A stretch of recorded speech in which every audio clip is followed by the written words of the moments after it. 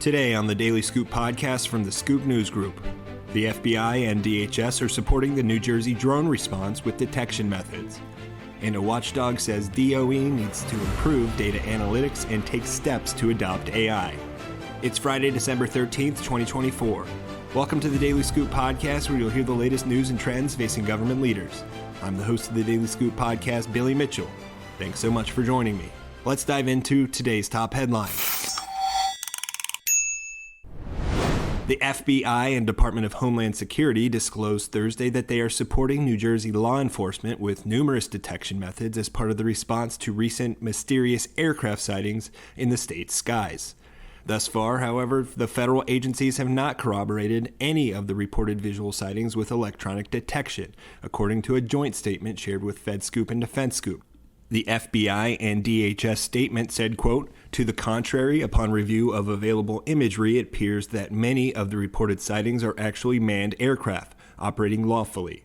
There are no reported or confirmed drone sightings in any restricted airspace." The FBI declined to provide additional details on the capabilities of those technologies used. The agencies said that they and federal partners are working closely with New Jersey State Police and continue to deploy personnel and technology to investigate the situation and confirm whether the reported drone flights are actually drones or are instead manned aircraft or otherwise inaccurate sightings. The statement didn't provide additional details on what other federal agencies were involved, but U.S. Northern Command, a component of the Department of Defense focused on Homeland Protection and Defense, confirmed to DefenseScoop that it is monitoring the situation. In other news, the Department of Energy has to invest in and establish enterprise-wide data analytics to mitigate risk better and take action to begin implementing artificial intelligence capabilities in its Office of Intelligence and Counterintelligence, two Office of Inspector General reports this week recommended. In a report made public Monday, the OIG reported that DOE does not use an enterprise-wide approach for examining risks, and instead looks at risks in a fragmented fashion through aggregating risks identified by each element, which comprises field and headquarters organizations. This approach, according to the OIG, enables information gaps that create inefficiencies in identifying, tracking, and responding to risks in DOE. And in a separate report released Thursday, the OIG said that under the Intelligence Authorization Act of fiscal year 2023, DOE has only fulfilled one of 13 requirements regarding the use and governance of AI, violating statutory responsibilities.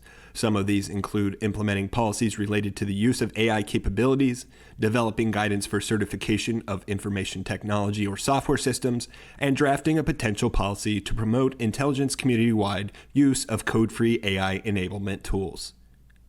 For more news at the intersection of the federal government and technology, make sure to visit FedScoop.com.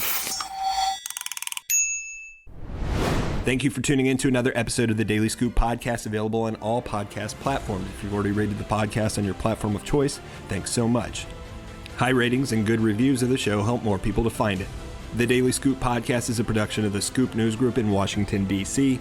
Adam Butler and Carlin Fisher help put the show together, and the entire Scoop News Group team contributes. We'll be back next week with more top headlines. Until then, I'm your host, Billy Mitchell. Thanks so much for listening.